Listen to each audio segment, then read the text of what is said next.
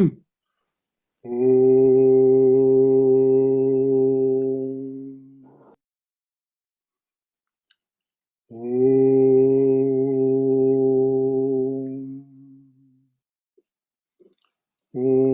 Sahana Vavatu Sahano Bhunaktu Sahaviryam Karavavai Tejasvina Vaditamastu Ma Vidvishavahai.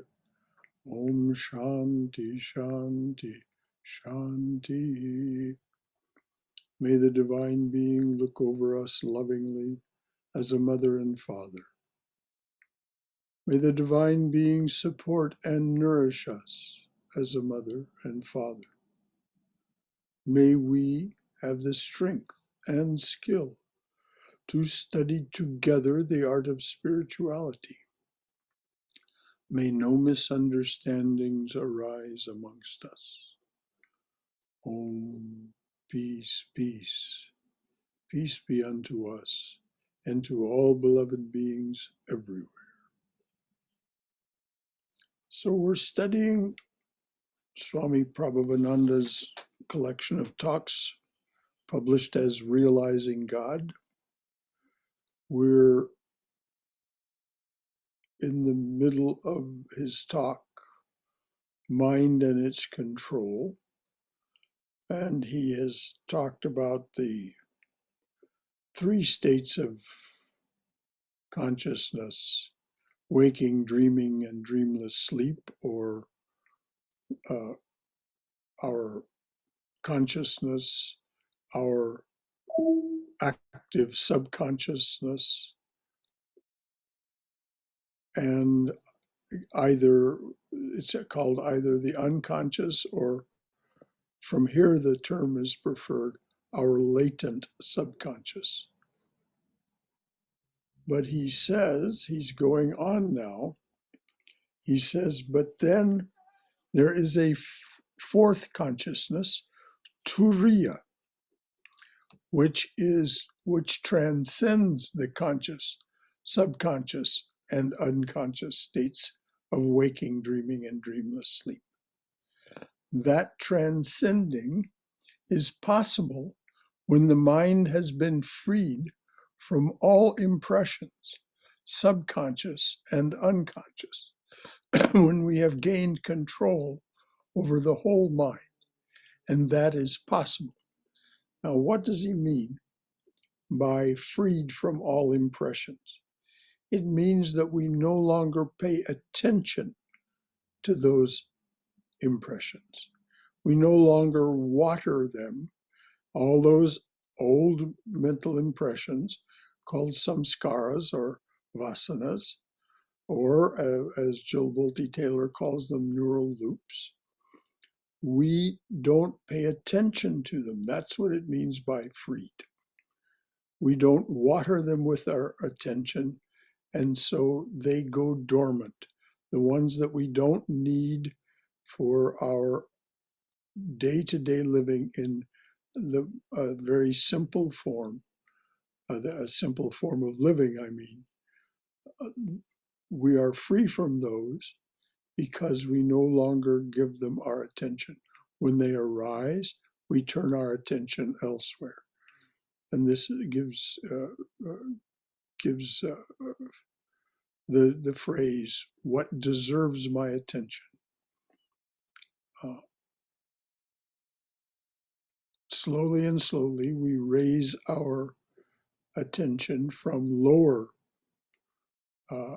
activities, desires, and likes and dislikes, and so on, to higher and higher forms of awareness. This is described by Patanjali, and it was talked about in the last talk, yoga. So that's what's meant by being freed from all impressions, subconscious and unconscious, when we have gained control over the whole mind. In other words, control over our attention and where we place it and what we value and that is possible. So before we go on, are there any questions about the three states of consciousness or about this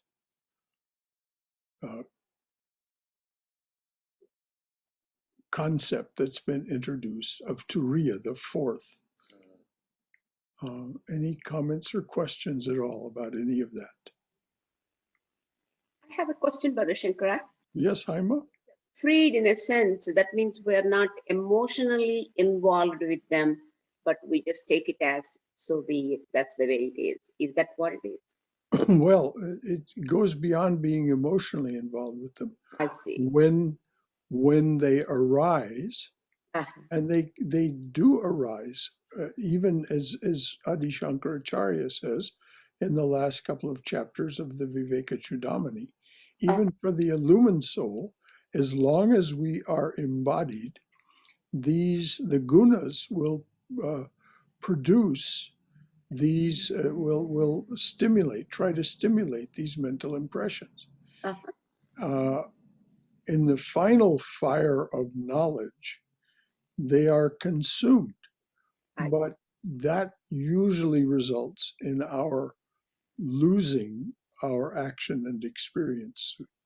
We don't stay with it. So as long as we have this embodiment, there is the possibility of our attention being attracted to these old mental impressions. Yes, some of it is emotional involvement, but others of it is simply our logic, our calculation, our likes and dislikes, and so on, that may have some emotional component, but it's just a matter of those mental impressions being stimulated. Being freed from them means we're able, when most of the time we have turned our attention away from them. When they are stimulated, we're able to turn our attention deliberately away from them. Thank you so much. That clarifies me. Thank you, Haima, for the question. Very good question. Brother Shankara, this is Yes, Stephen. yes. Good morning. Yes, Stephen. Good morning. I wanted to ask you, now these impressions, they would be, sometimes they would be positive and negative. Is that true? They'd be pleasant and unpleasant? Absolutely. Absolutely.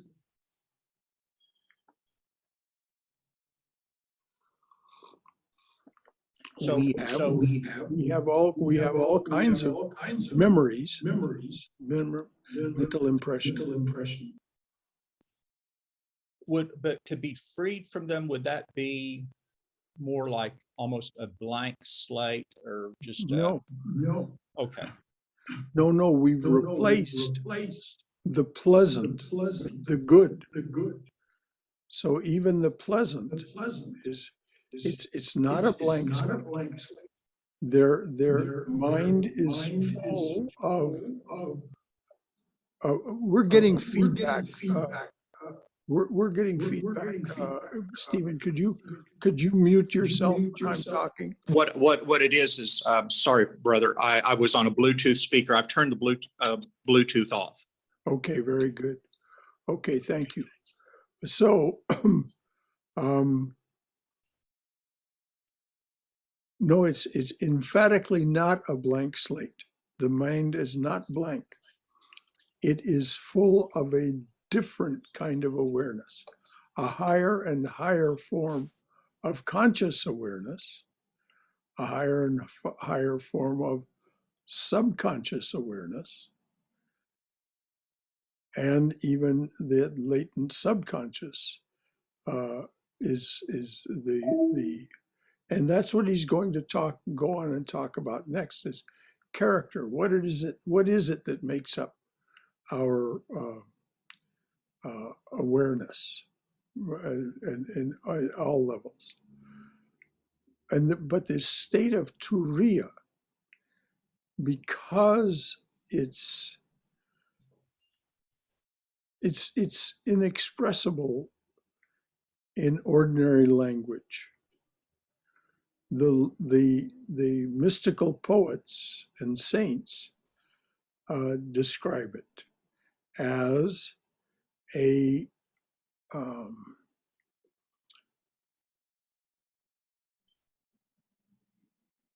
an intensely loving relationship with the divine. And then that is even transcended. And when that happens, the mind, that which experiences, is left behind. And so then and that's the technical term is nirvikalpa samadhi, and nothing can be said about that because there's no one to record it. There's no experiencer. There's only the experience. And of course, that's just gibberish to us. We have no idea what that means, to be just have the experience and no experiencer. Yes, thank you, brother. Okay. But no blank slate, absolutely no blank slate. There's something there. It's just a higher and higher form of awareness. Brother Shankara, Amadas here. Hello, Amadas there. I love the phrase that you used, when I stop watering the mental impressions, and that gave me a mental picture. I actually see myself with a watering can, and Yes. and it gives me a tool to stop doing that, and also the hope that I can stop one day torturing myself with breathing life into or watering thoughts that do not support me in my intentions and the direction of life that I've chosen.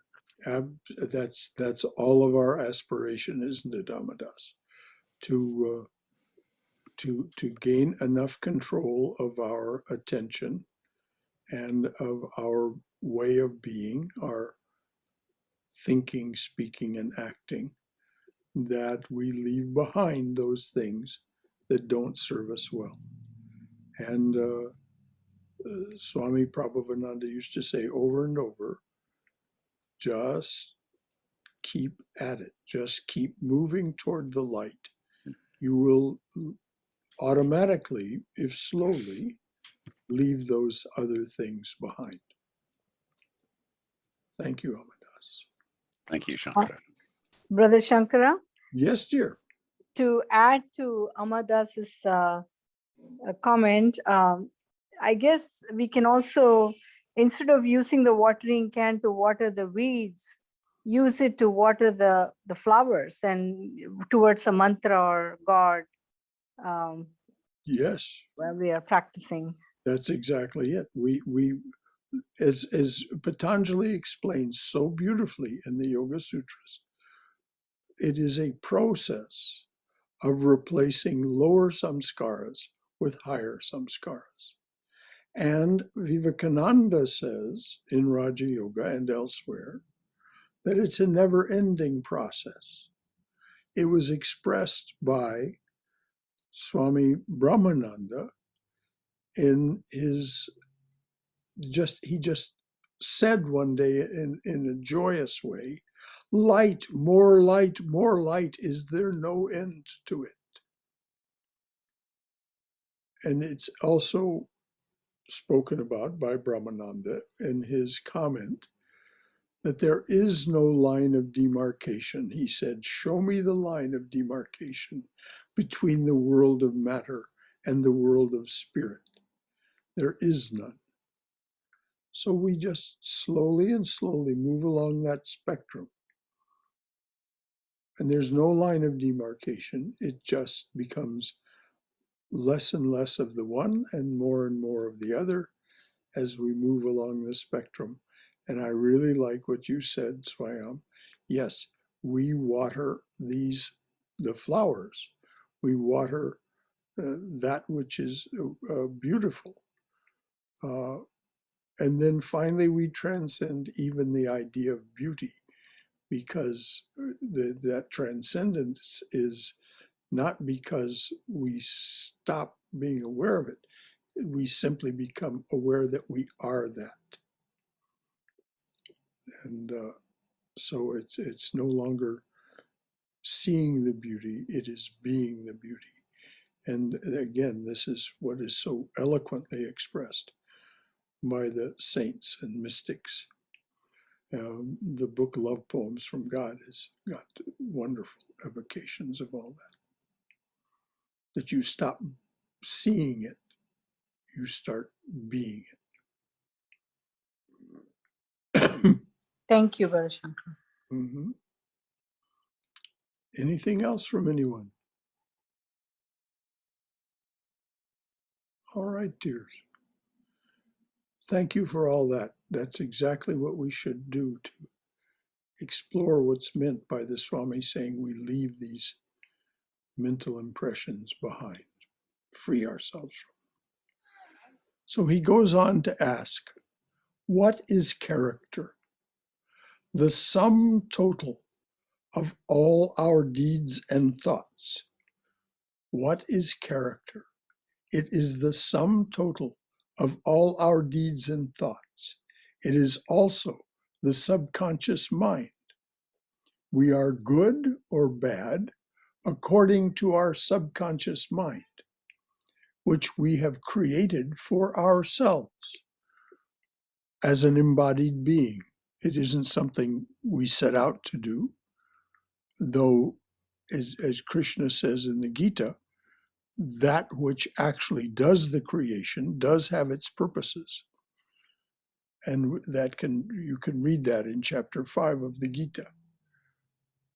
But we're good or bad according to our subconscious mind, which we have created for ourselves. Every child is born with a character. The West points out that it is because of inheritance. But Eastern psychology points out that it is because of an individual's pre-existence. Pre-existence. It isn't that Shankara existed before. Shankara was a name given by Swami Prabhavananda to a personality, a person, a being. But that personality, that didn't exist before. But the subtle body, which is all of the collection of our mental impressions and our intellect, and so on, that existed before, collecting these mental impressions lifetime after lifetime. And again, if you want to read a detailed and very poetic expression of this, read the last few pages of Swami Vivekananda's Raja Yoga. That's, of course, in his collected works. And if any of you don't have those collected works, I'll be glad to email you a PDF. Just email me and ask for it.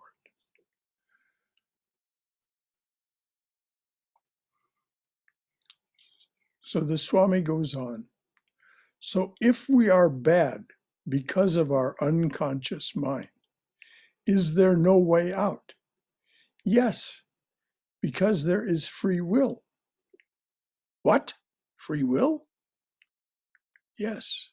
As long as we think of ourselves as an individual, separate being, as long as we don't have this unitive consciousness, even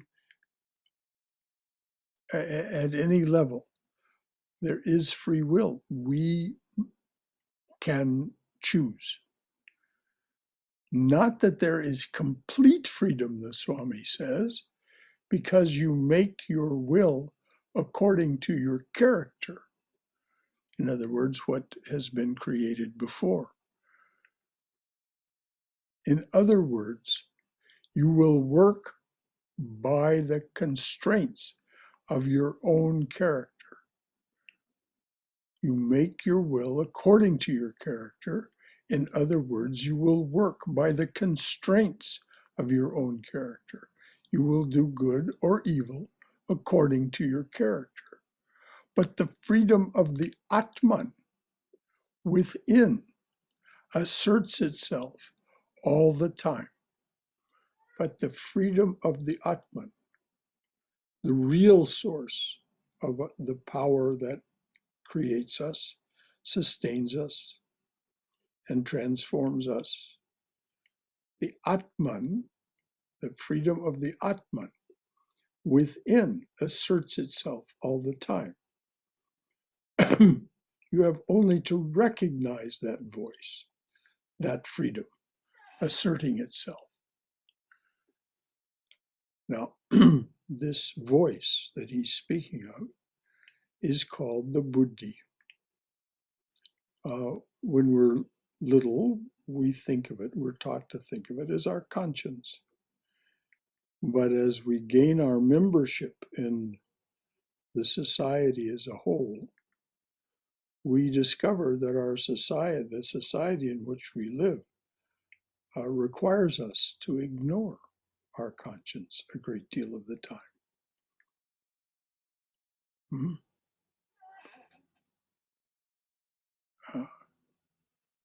Your parent may say to you, "Oh, don't tell your mother we did this."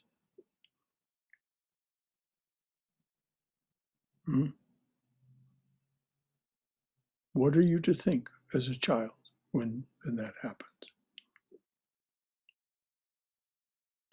So that's what I'm pointing to about how we learn to do this.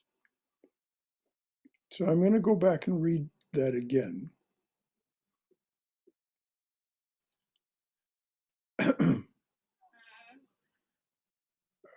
About this business of free will. So if we are bad because of our unconscious mind, is there no way out? Yes, because there is free will. Not that there is complete freedom, because you make your will according to your character. In other words, you will work by the constraints of your own character. You will do good or evil according to your character. But the freedom of the Atman within asserts itself all the time. You have only to recognize that voice, that freedom asserting itself. So any comments or questions about this business of free will? How it is, where it is, its limits, and so on. Brother Shankara, this Yes, is Neera. Yes, Is this pointing out that we say we have a limited will, and at the same time we have free will, because we have limited will according to our character? well, our character will govern what our choices are. That's what governs our choices. If we choose to replace lower forms of thinking, speaking, and acting with higher forms of thinking, speaking, and acting, which is exactly what the niyamas of Patanjali are all about, then slowly and slowly, the choices that we make will continue to improve. It seems like free will. In fact, it is a natural progression because of what the Swami says is the Atman within always asserting itself through this instrumentality called the buddhi, that which discriminates between this and that, good and bad, right and wrong, dark and light, and so on. It's that discriminating aspect of us. So we have both this free will Mm-hmm. and this underlying power that is actually the power that creates, sustains, and transforms us, which is the Atman. Slowly and slowly, we realize that all of our reasoning and so on that may underlie our choices, our free will, is actually being so heavily influenced by that Atman if we've turned our attention that direction. But we see people go through the world, they go through their whole life, never having learned to ignore their conscience. They really never hear it again in any meaningful way. By meaningful, I mean a way that transforms their behavior. Okay. Thank you. Mm-hmm. Brother Shankara, Yes, dear. um, how can we strengthen the free will to overcome what the intellect shows us maybe weaknesses of character? Well, this is this process of replacing lower samskaras with higher ones. And I suggest you read again what is said by Swami Vivekananda in his book Raja Yoga, and what is written by Swami Prabhavananda in his book How to Know God, both of which are interpretations and commentary on Patanjali's Yoga Sutras. Read the niyamas.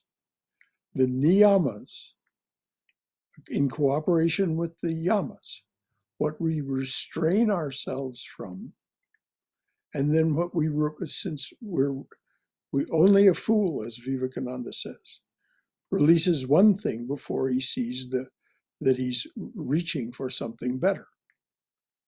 So if we're going to release our self-centered, adversarial way of being in the world, which is what the yamas are all about, what are we going to replace it with?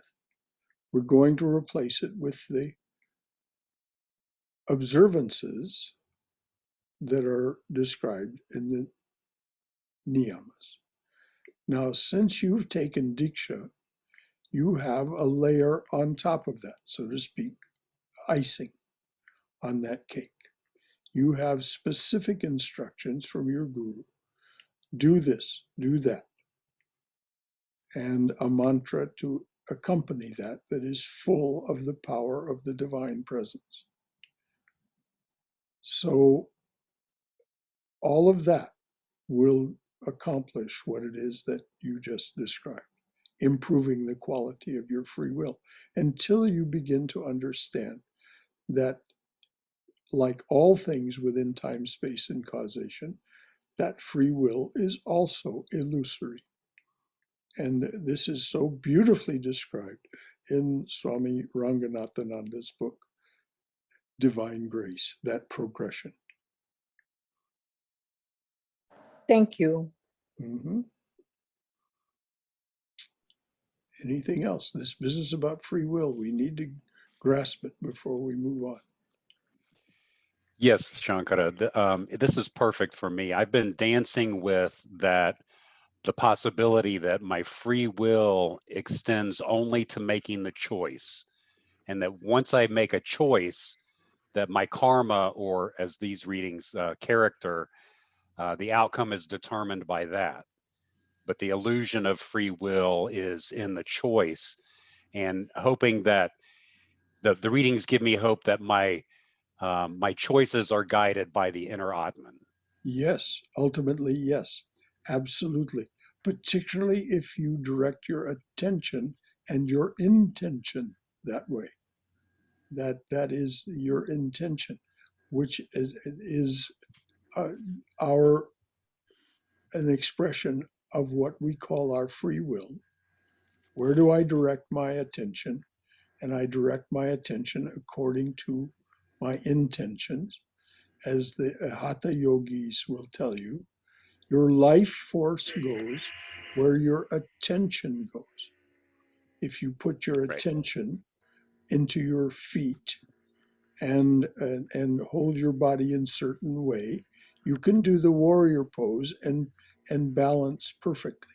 But you have to understand how to direct your energy down your prana, down through your feet, so it grounds you to the earth. That's the only way you can maintain that balance.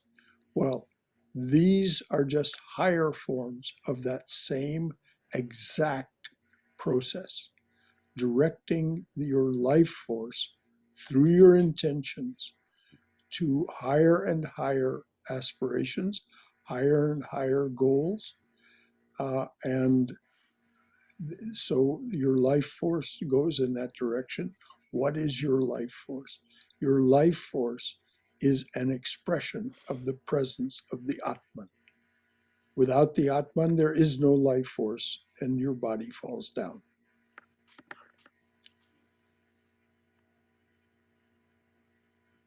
So, Brother Shankar, Yes.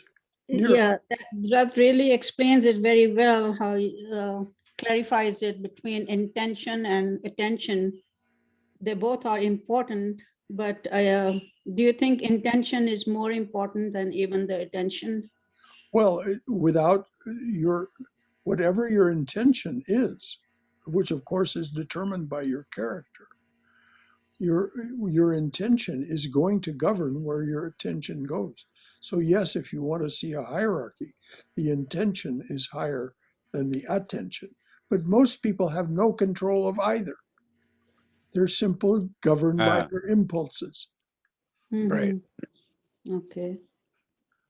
And you know, this is this is a form of running on that, in that life way of being on the hamster wheel, of running and running and running and running and running and running and running and running and getting nowhere.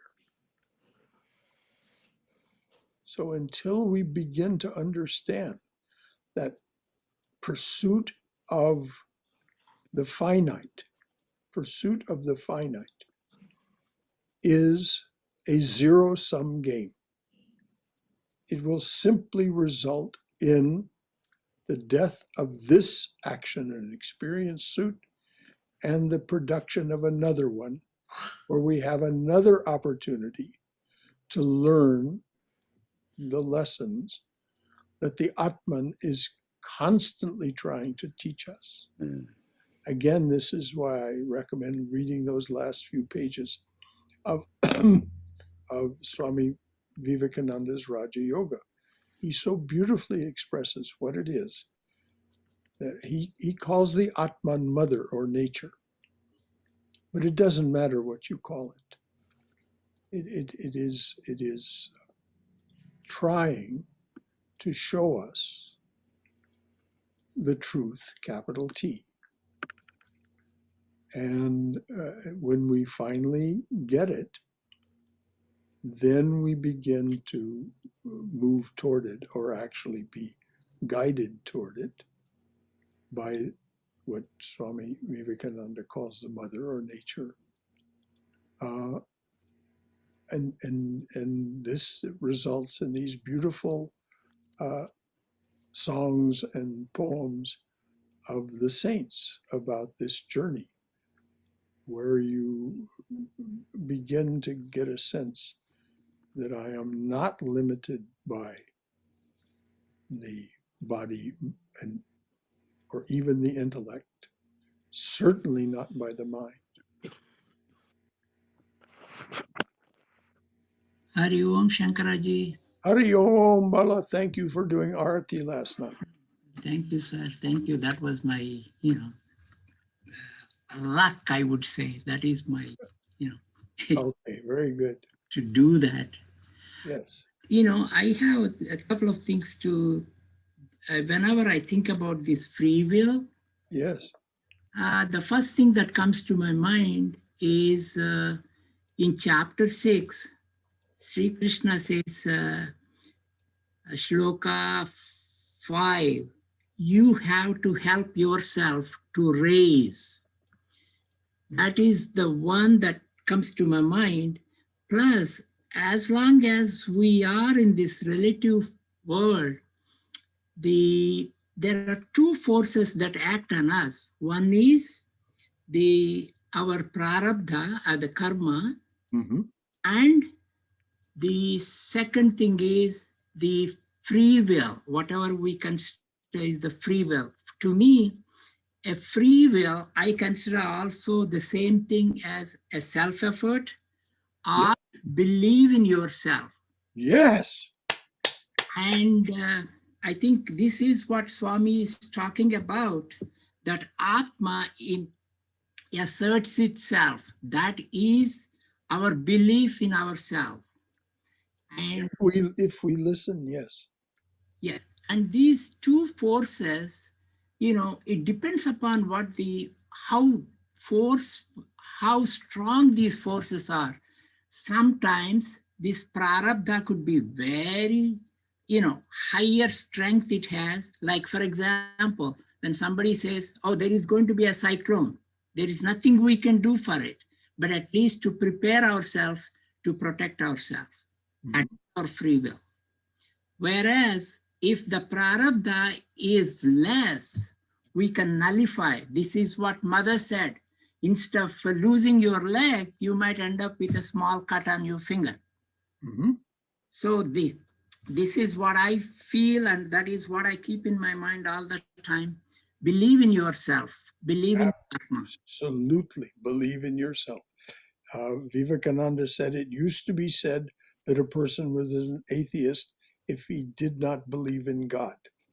I tell you, he says, now a person is an atheist that does not believe in himself. Believe in yourself. Believe in yourself and be willing to make mistakes. This parabdha karma that you so very correctly identified, the two aspects, the prarabdha karma and the self-effort that is required. These persist, as Adi Shankaracharya says in the last two chapters of his workbook, the Viveka Chudamani, this crest jewel of discrimination. He says that prarabdha karma goes on even with an illumined soul and continues to be a force that can distract them if they're not constantly vigilant. What is that vigilance? That vigilance is that self-effort. So even an illumined soul can be distracted. And Sri Krishna speaks of this, and Arjuna speaks of this. What is it, chapter 11? I don't remember. Arjuna asks, what happens if a person in the pursuit of Brahman falls from the path of yoga? Are they not lost here and in the hereafter? And Sri Krishna says, no, my child, one of the few times in which he addresses Arjuna as child. No, my child, that is not how it works. No effort is ever lost. No effort is ever wasted. If indeed that happens and you lose this action and experience suit before you've attained the goal, you will return in very auspicious circumstances to move on. And, up to when we're young, by that I mean our 20s, early 30s, our circumstances may not seem auspicious to us. We may not recognize that auspiciousness. Later on, we come to see, oh, this was very auspicious. What the family I was born into, and the way I was raised. And if you want to know what I'm talking about, read the very first introduction to one of the saints in that book, Love Poems from God, which is the introduction to Rabia. I won't go into why, but it just seems absolutely impossible that she would ever be able to see what happened to her and how she was forced to live for 50 years of her life, how she could ever see that as auspicious. And yet she came to see it as entirely auspicious. And the generator of the energy that propelled her on to become the saint that she became. So our prarabdha karma is not necessarily a bad thing. Some of it is very auspicious indeed. And as Krishna says to Arjuna, you will emerge in that auspicious family. You will pick up where you left off and move on. And I have recently encountered, he comes to some of the classes. It's a new devotee. And if you knew his story, you'd see this is exactly what's happened to him. I mean, it is like casebook, right out of what Krishna says. This man has awakened and is just full of energy and aspiration. A man who was successful in his other way of life, now he's being successful in this vanaprashta phase of his life, in spiritual aspiration. I just had lunch with him yesterday, as it happens. So it's a beautiful, beautiful thing that we're embarked on here. And every one of us who is here, gathered this morning, represented by their image on the screen, is an example of this. Everyone. Otherwise, you wouldn't be here. You'd be doing something else. Shaima. Any other comments or questions before we go on? So, Brother Shankara, Yes, dear. this believing in yourself refers to the capital S, the small s, or slowly infusing the small s with the big capital S? Very well said, Swami.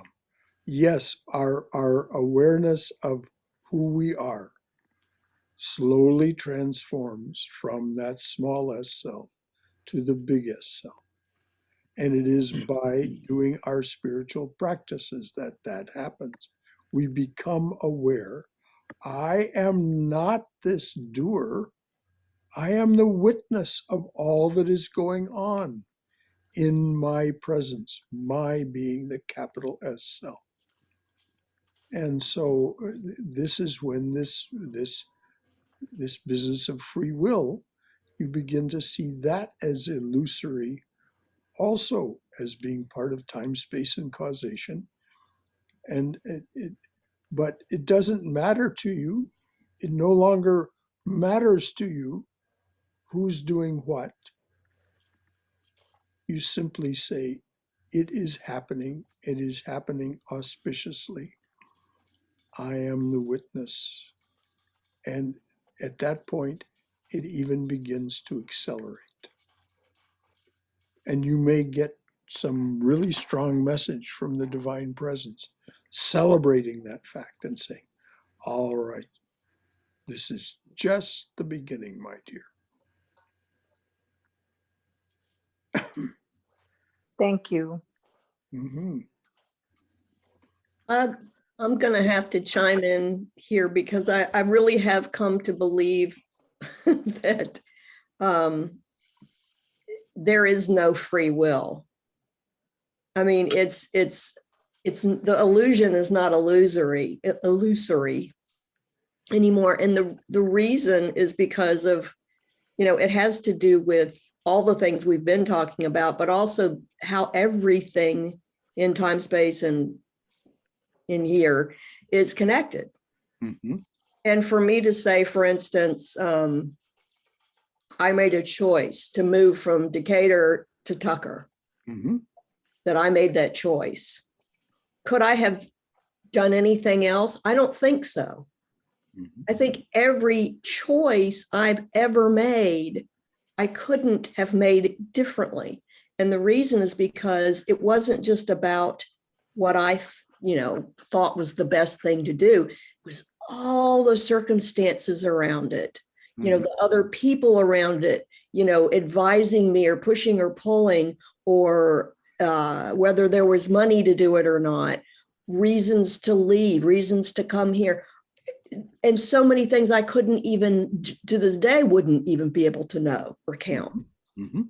that make every decision I make. And, when I finally really just totally accepted that, it's like, okay, game over. But a new screen comes on for the Mhm. game, because I really don't believe that there's free will.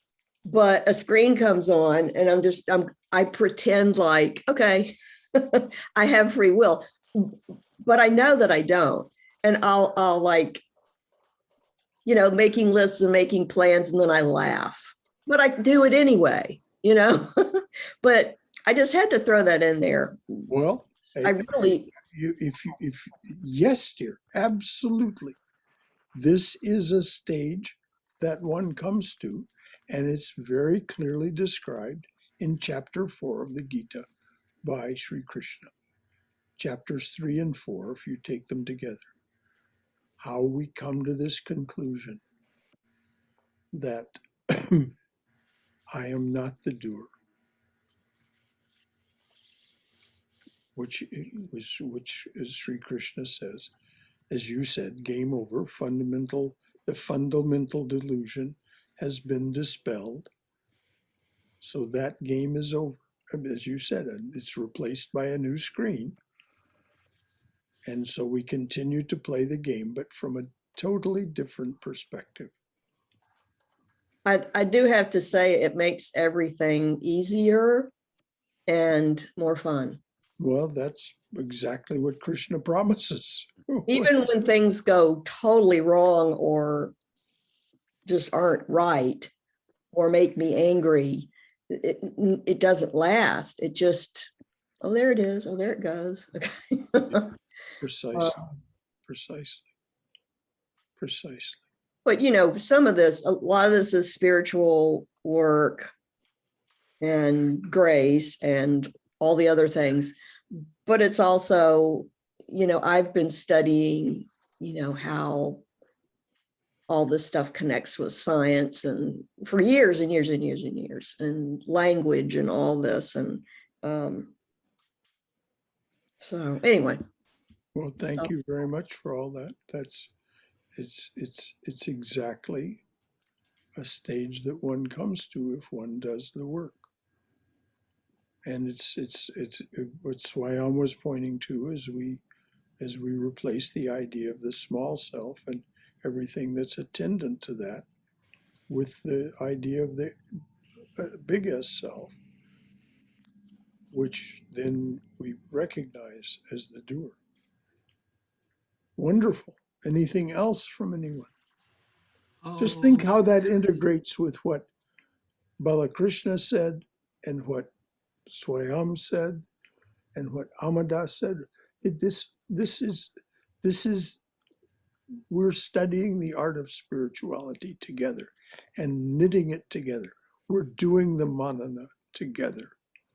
It's beautiful. Shankara, I have to, say that Cindy is going in the wonderful path. I think, see, this is what happens, especially when you're at a stage. You come at every step, you come to a fork. You don't know which way you have to take in that fork. And this is where the belief in yourself is, hey, okay, I'm willing whatever God does it to me. That is the, that is the willingness that is where you get that strength. And when once you look back, all those things, what happened, then you realize, oh my God, this is all not done by me. Yes, exactly. When you look back, it's hindsight is 2020 always. We see so clearly.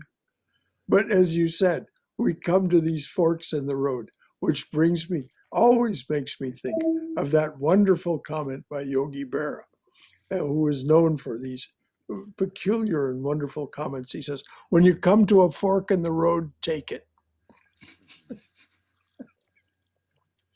Jai So, Ma. yeah, exactly. So, anything else, dear, before I read a few more words? Well, just one last remark on free will, and that is, I'm at the place where I see my free will as when I'm free to choose God's will, because I see what my way does, and the more that I let go of my way and take Thy way, is I find the easiest path of events of life for me.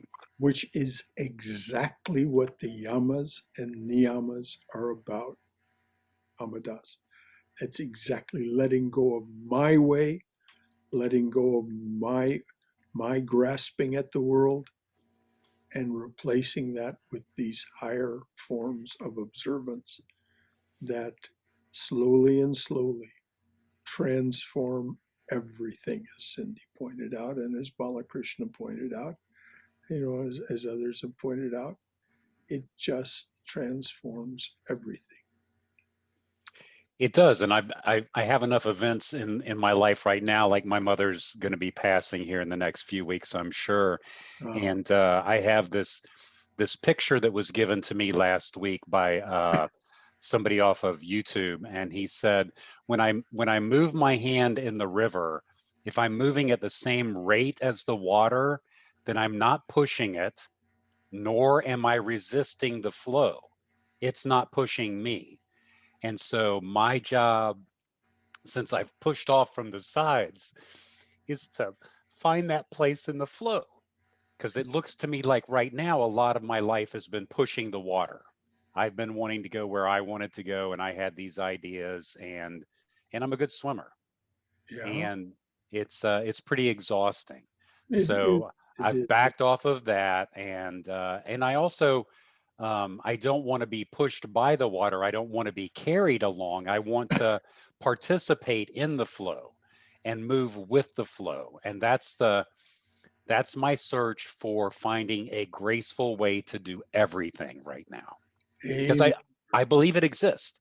I believe there is a graceful way to do every single thing that I do in my life. Oh, that's exactly what Sri Ramakrishna points out when he talks about the expert dancer. The expert dancer. Yeah. An expert dancer is not moving to the music. The music and the dancer are moving together, as you said about the river and the hand. And it is perfect, it is graceful. But there's another metaphor that the master uses, and that is the breeze of grace and the sail. He says, the breeze of grace is always blowing. You have only to raise your sail. Yes. There's that self-effort, which I've been speaking of as the yamas and niyamas, is one real good objectification of it. That is raising your sail. He says, but then what happens? Which relates to this graceful way that you talked about. He says, when the sail is raised and the boat is moving along nicely, then the tiller man, the man at the tiller, he says, can just hold the tiller gently under his arm and have a smoke. So it becomes, as Cindy said, and Balakrishna also gestured to it, and Swayam and others, it becomes easier. And you you used the word graceful. It becomes more graceful, full of grace, full of that breeze of grace. Yes. And you're no longer moving to the music. You and the music are moving together. And there's that unity.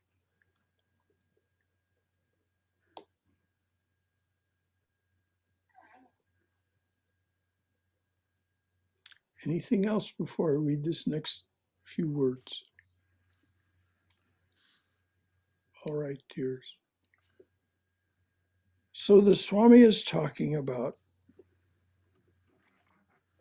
freedom asserting itself. And he says, an alcoholic wishes to be sober, desires self-control, but is helpless. And that's what the alcoholic confesses. I'm helpless in the face of alcohol. An alcoholic wishes to be sober,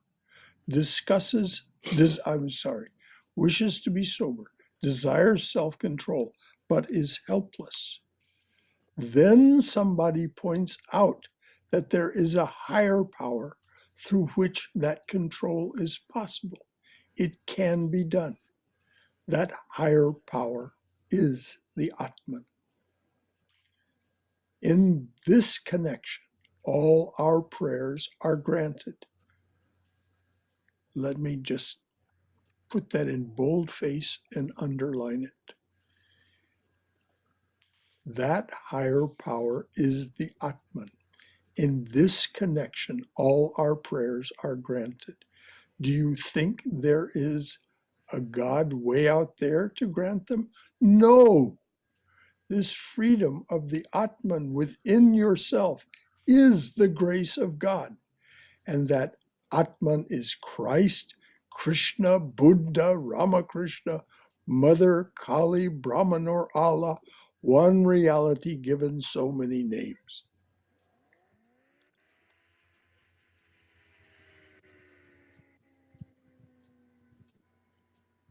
So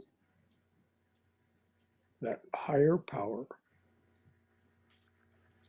we are not helpless in the presence of that higher power. And it is a matter of subduing all of those lower forms of self-occupation, all those things that hold our attention, distract us from the truth. Slowly and slowly replacing those lower samskaras with the higher samskaras of these truths that we're reading. And doing the manana as we have been doing together this morning, doing the manana to where we really understand it. And we share our understanding with one another and thereby empower one another so that we have this belief in ourselves. It can happen, as the Swami says. It can happen for me, and we begin to live in that expectation. Sweet expectation of I will become that tillerman whose sail is full of the breeze of grace, and I can kick back, hold the tiller gently under my arm, and have a smoke.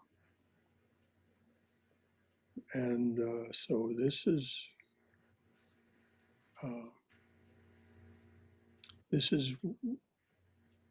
devoutly to be wished. That doesn't mean that Tillerman goes to sleep. No. They have to adjust the sail now and again, slowly adjust the tiller to the currents of the river. Anything else from anyone I'm going to leave it off the reading from there. Anything else? All right, dears.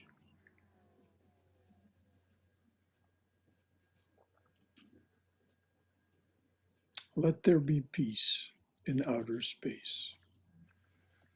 Let there be peace in the sky, on the earth, and in the waters. Let there be peace in the herbs, the plants, and the trees. May the gods be peaceful.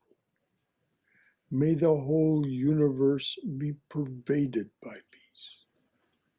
Let that infinite universal peace prevail throughout my being. Om Shanti, Shanti, Shanti. Peace, peace, peace be unto us and to all beings everywhere.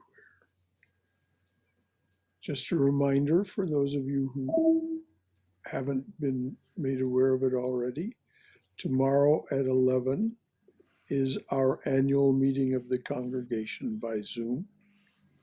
There's the link for that is accessible.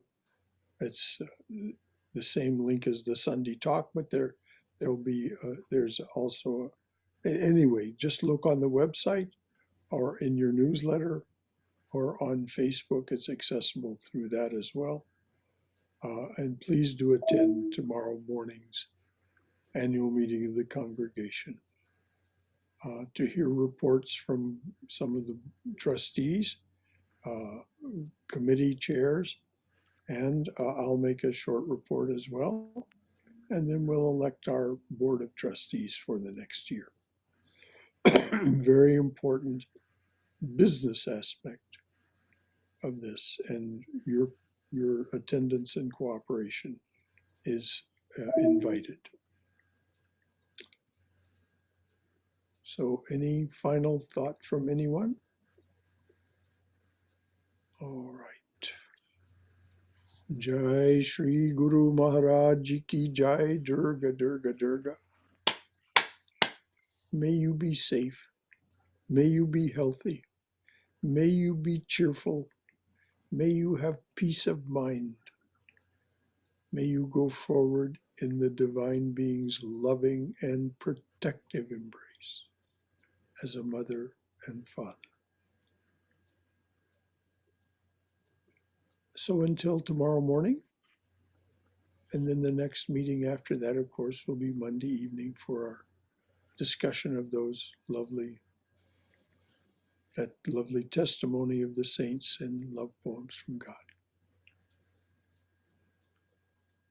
Bye-bye, everyone. Thanks, brother. Jai Ma. Until next time, Jai Ma, Jai Ma.